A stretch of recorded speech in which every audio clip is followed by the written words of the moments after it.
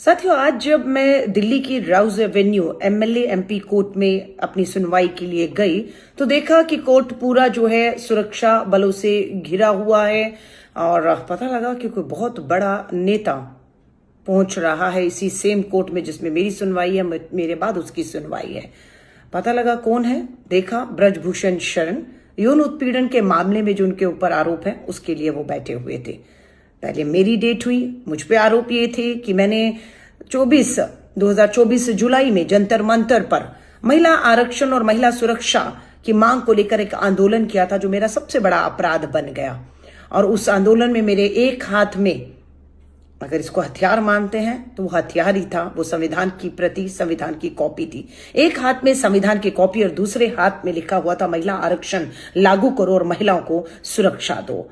इन्हीं नारों के साथ आंदोलन था जो मेरा अपराध बन गया, जिसमें मेरे पर एफआईआर हुई, चार्जशीट हुई और 2 साल के बाद मुझे कन्विक्ट यानी कि दोषी करार दे दिया गया और सजा मुझे लेकर सुनाई जाएगी 5 जून को। लेकिन वहीं पर मैंने देखा ब्रजभूषण शरण ये वही है, वही दिल्ली पुलिस है जिसने ब्रजभूषण शरण के ऊपर यौन उत्पीड़न के मामलों के बावजूद भी एफआईआर करने से मना कर दिया था और सुप्रीम कोर्ट के फटकार के बाद एफआईआर होती है। और वही दिल्ली पुलिस बिना देरी के मुझ पे एफआईआर करती है, मुकदमा चलाती है और आरोप लगाती है कि अलका लांबा ने पुलिस के ऊपर हमला किया था।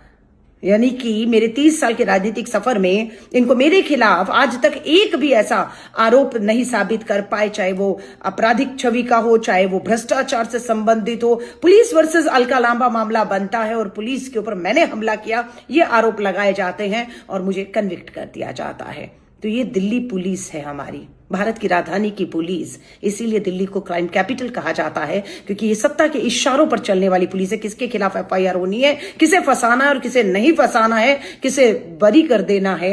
गंभीर आरोपों के बावजूद भी ये दिल्ली पुलिस की चार्जशीट सबूत के आधार पर कोर्ट फैसले करता है। सो आज ये हुआ है, डरेंगे नहीं, लड़ेंगे और जीतेंगे। बिल्कुल दोहरा चरित्र और चेहरा पूरी व्यवस्था का दिखता है कि एक तरफ यौन उत्पीड़न वाले मामले में बड़ा नेता भाजपा सत्ताधारी से जुड़े हुए के खिलाफ एफआईआर नहीं होती और उसी की लड़ाई को लेकर महिलाओं को साथ जो है सुरक्षा और न्याय की बात पर आपको सजा हो जाती है।